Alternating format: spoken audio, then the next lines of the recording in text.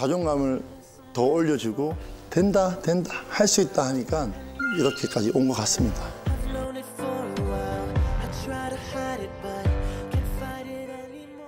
제 인생이 화려할 것 같지만 화려하지 않은 인생이었던 시절을 좀 이야기하려고 합니다.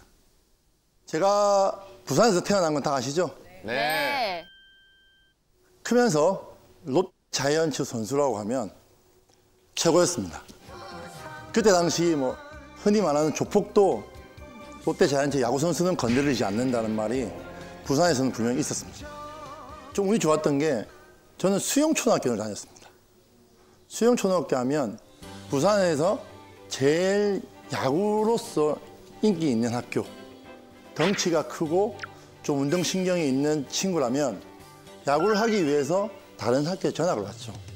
그런데 어느 날 초등학교 3학년 때 제 인생을 바꿔줄 일이 생깁니다.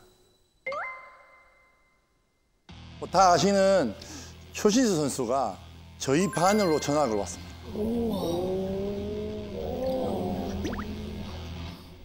전학 오면서부터 야구 유니폼을 입고 들어왔습니다. 보통 전학을 오면 선생님이 소개하세요 하잖아요. 초신수 선수 한마디가 이거였습니다. 저는 외삼촌이 작은 탱크로 유명했던 박정대 야구 선수이고 저는 야구를 하기 위해서 수영초등학교 전학을 왔습니다 라고 이야기를 합니다. 짧은 시간에 초신수 선수는 우리 반에서 제일 인기 많은 친구가 되어버렸습니다. 근데 초신수 선수가 한 3일 있다가 저한테 이야기를 합니다. 대호야, 야구하자. 감독님한테 이야기해놨대요. 어떻게 알고? 우리 반에 고등학생이 한 명 있는데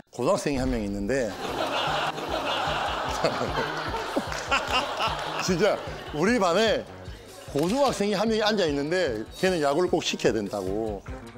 그 얼떨결에 제가 감독님한테 따라갑니다, 신수를. 갔는데 감독님 공을 몇 개 던져보라 하고 몇 골 쳐보라고 했는데 가볍게 쳐도 멀리 치고 던지는 것도 좀 잘 던졌던 것 같아요. 그래서 감독님께서 같이 야구를 하자. 근데 저는 집이 그렇게 넉넉하지는 못했습니다.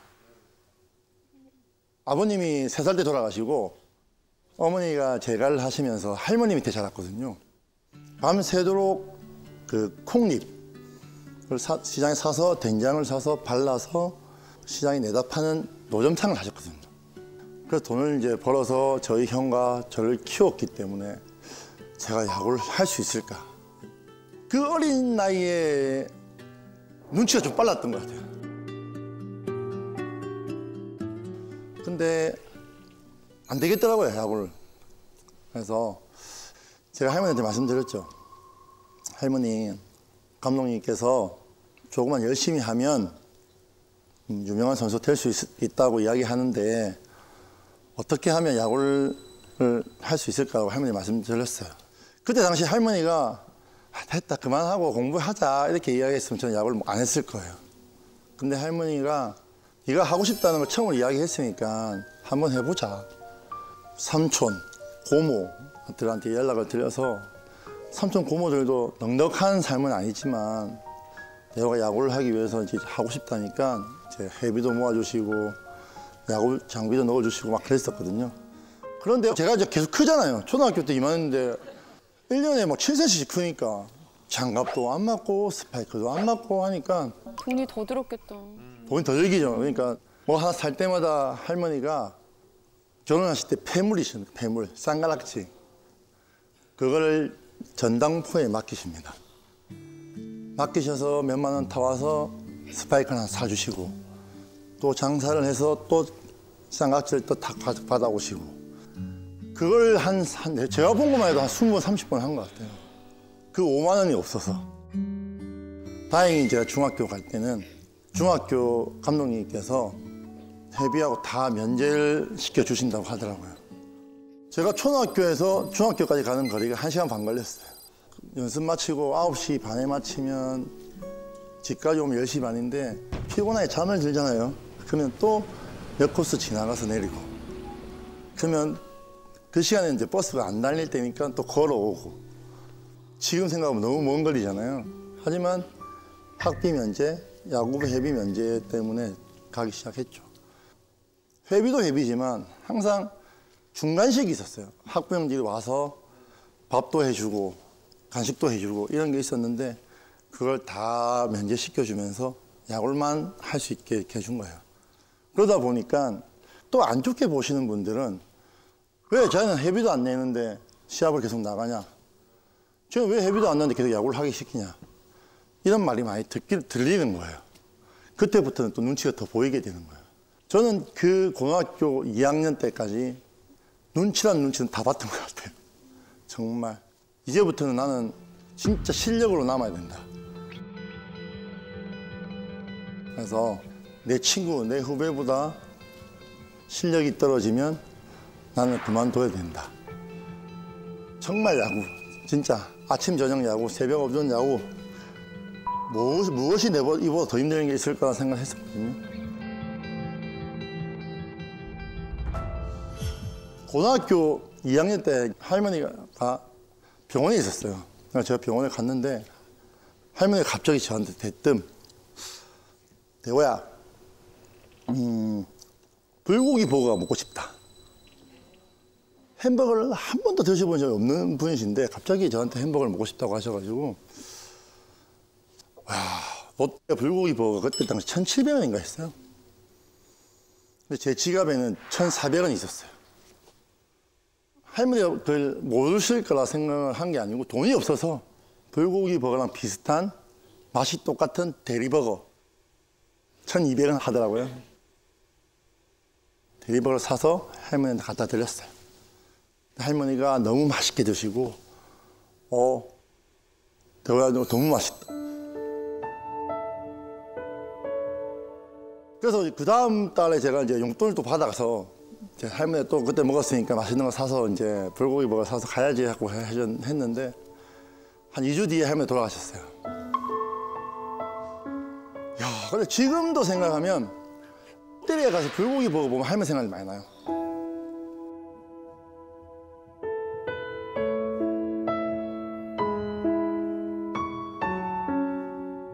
제 가슴 속에 그 불고기 버거하고 대리버거는요 지금 잊혀지지가 않아요. 그 500원 차이였는데 그 500원이 없어서 제가 할머니한테 마지막 가시는 길에 못 사드렸다 생각하니까 항상 미안한 마음이 있었거든요.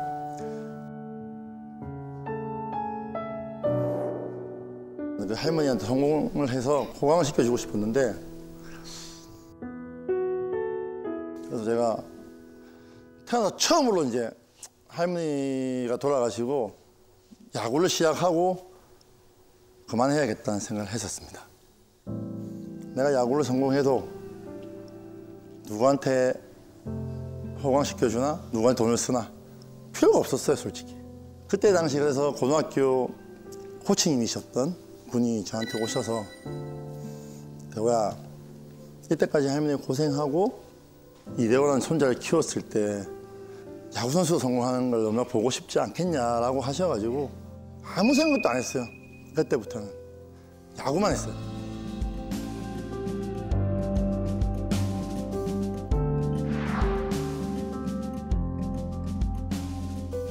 그러면서 제가 이제 2억이라는 돈을 받고 계약을 하게 됩니다.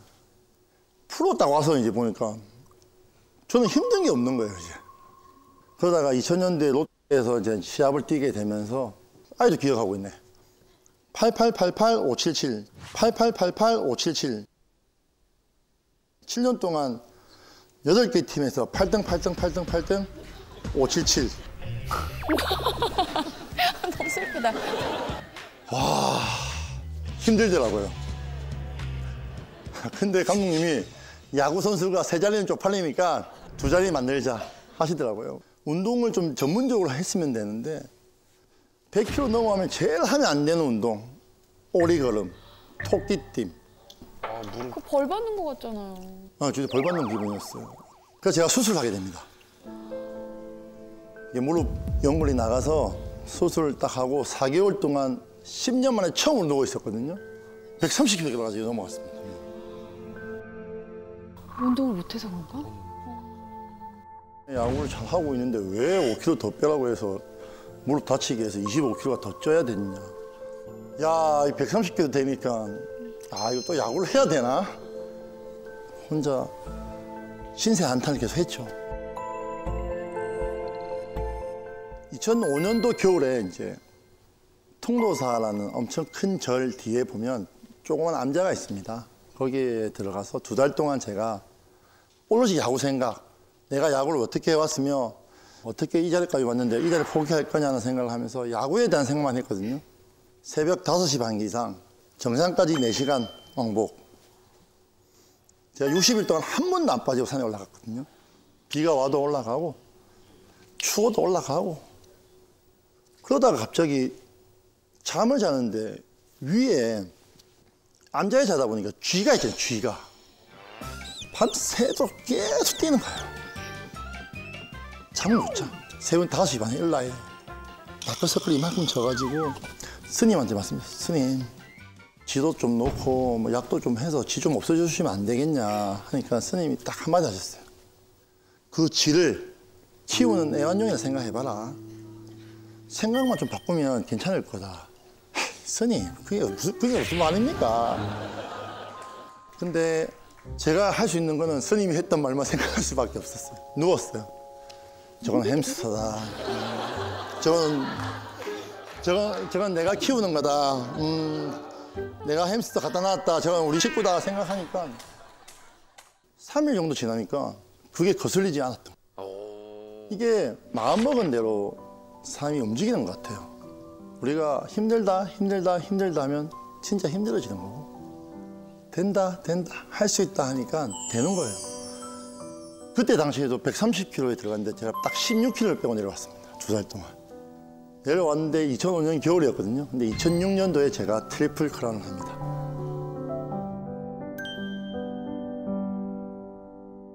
힘듦 뒤에는 꼭 행복이 찾아오더라고요. 지금은 너무 행복하고 와이프랑 아기들 커가는 거 보면서 너무 행복한데 뭐 예전에는 저도 이런 가정을 꾸밀 수 있을까라는 게 꿈이었어요. 저는 어렸을 때 야구 잘하는 것보다 행복한 가정이 제 꿈이었어요. 집에 가면 엄마 아빠 있는 거. 지금 와이프를 만나면서 인생이 다 바뀌었습니다. 사랑받는 게 뭔지, 아, 내를 믿어주는 사람이 있다. 이 사람을 위해서 더 잘해야지. 이 사람을 더 행복하게 해줘야지 라는 생각이 들면서부터 야구든 뭐든 다 잘 되기 시작합니다. 어떻게 만났냐면 제가 20살 겨울에 선배님 도끼 행사를 하는데 그때도 그렇고 지금도 그렇지만 봤는데 우리 와이프 옆에서 후광이 뒤에가 비치더라고요. 지금도 그렇다는 건 진심이신 거죠? 네, 지금도 그렇죠. 저는 와이프를 볼 수가 없어요. 후광이 비쳐가지고. 볼 수가 없대. 부처님 아니에요? 부처님? 부처님. 근데 와이프한테 진짜 너무 후광이 저 태어나 처음이었어요. 이게. 저도 놀랐던 거야. 갔어요. 그냥 바로 갔어. 아, 저 정말 마음에 드는데 한번 사귀어 봅시다. 바로 처음 만남에? 첫 만남에? 보자마자 빛이 나서 한번 사귀어 주시면 안 될까요? 하는데 진짜 와이프가 1초 만에 싫어요 하더라고요. 당연히. 갑자기 보자마자 사귀자 그랬는데 누가 좋다 그래? 내가 하면 다 될 줄 알았죠. 안 되더라고요. 근데 그래서 포기하고 한 1년 정도는 그냥 친구로 지냈어요. 야구 선수 중에 좀 제일 못생기고 제일 내보다 몸에도 안 좋은 선배들도 소개시켜주고 내 친구들 중에도 좀 못생긴 최준석이나 뭐 이런 친구들 데리고 가서 밥도 먹고 그러다가 1년 정도 있다가 제가 사귀자니까 사귀어주더라고요. 사귄 지 한 2년 만에 제가 무릎 수술을 또 했거든요.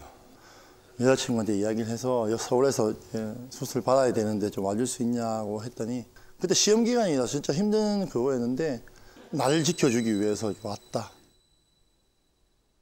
수술 7시간 원래 예정이 있었는데 한 좀 제가 몸이 크다 보니까 한 9시간 정도 한 것 같아요. 이제 마취가 풀리고 깼는데 또 여자친구가 옆에 있더라고요. 근데 눈이 부시더라고요. 이제 너무 수술을 길게 받으니까 오줌을 이제 누잖아요. 그러니까 오줌통이 한 1000ml 정도 주더라고요. 한 9시간 참았더니 이게 꽉 찬 거예요. 이게 여자친구인데 이 주기가 좀 부끄럽잖아요. 근데 주기 좀 부끄러운데 내색 없이 받아서 비워주고 소위 말하는 똥오줌 다 이게 받아주고 하는 게 너무 감사하더라고요.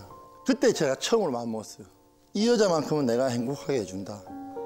이 여자만큼은 꼭 내가 눈물 안 흘리게 해준다고 정말 마음을 먹었어요. 22살 때. 그래서 8년 연애를 하고 2009년도에 결혼을 하게 됩니다. I can listen, babe. I'd rather sit in silence. I'm giving up, had enough with the stereo. 항상 지금도 와이프가 그러지만 제가 일하러 나가면 아침에 항상 엘리베이터까지 내가 나와주고 제가 들어갈 때 항상 엘리베이터에 나와 있고 그런 따뜻함이 저한테는 힘이 되는 것 같아요. 은퇴했을 때도 당신이 있어서 행복하다. 너무 고생했다. 이렇게 띄워줬기 때문에 우리 애들도 그렇고 나도 그렇고 행복하게 살 수 있다고 이야기해 주는데 그때 눈물이 나더라고요. 내가 내 뒤에 우리 와이프가 있다는 것만으로 진짜 너무 든든하고 진짜 우리 와이프가 안 만났더라면 어떻게 됐을까 한 번씩 와이프라고 이야기하거든요. 자기가 안 만났으면 나 어떻게 됐을까 하면 와이프가 자기는 뭐 잘 됐을까 좋게 이야기해줘요. 자기 안 만났으면 나는 이렇게까지 되지 않았다. 뭐 야구 선수는 했겠지만 이렇게까지 성공을 해서 일본도 가고 미국도 가고 할 수 없었을 거다 하거든요. 와이프한테도 내가 자기는 다른 사람을 만났어도 충분히 그 남자를 더 이렇게 띄워줄 수 있는 사람이 됐을 거라고 이야기합니다. 아우 진짜 나 만나서 이렇게 됐지. 다른 사람 만나 대부분 이렇게 말을 하잖아요. 우리가 다른 사람 만났으면 그냥 거지가 됐을 그냥, 거야. 그냥 거기서 맨날 안 한다 그래가지고 그냥 관두고 했을 텐데 아내분께서 마인드 자체가 굉장히 존중해주고 따뜻한 분이신 것 같아요. 네, 저는 와이프가 저랑 같이 있어도 저는 와이프랑 한 번도 싸워본 적이 없어요. 사랑하는 사람한테 와이프한테 이겨서 뭐 좋을 게 있나요? 근데 저는 진짜 많이 저기 계신 분은 감동적- 웃어. 정말 뭐고 이렇게 쳐다보고 계시는데 세상에 제일 소중한 사람이 와이프 아닌가요? 왜냐하면 저를 더 이렇게 빛나게 해줬고 제 힘들 때 옆에 있어줬고 앞으로도 같이 이렇게 힘듦을 좀 이겨내 가야 될 사람인데 그냥 한 번 따뜻한 말 더 해주는 게 더 낫다 생각하고 한 번 더 이 사람을 생각해주면 그 사람도 저를 더 생각한다고 생각하거든요. 어떻게 하면 자존감이 이렇게 높은 사람이 됐을까? 저는 제가 이 자리에 설 수 있게 제 자존감을 높여주신 분들이 저를 믿고 기용해 주신 감독님, 또 회비도 같이 내주시고 밥도 사주셨던 여러 학부형들, 그리고 새벽까지 잠도 못 주무시고 저한테 부모님보다 더 기죽지 말라고 하셨다는 저희 할머니, 여러분 주위에도 이렇게 자존감 지킴이가 있는지 궁금하고 저는 이대호라는 사람을 자존감을 더 올려주고 더 사랑받게 만들어주신 모든 분들이 있었기 때문에 제가 이렇게 이 자리에 설 수 있었다 생각합니다. 'Cause I will tell you the whole truth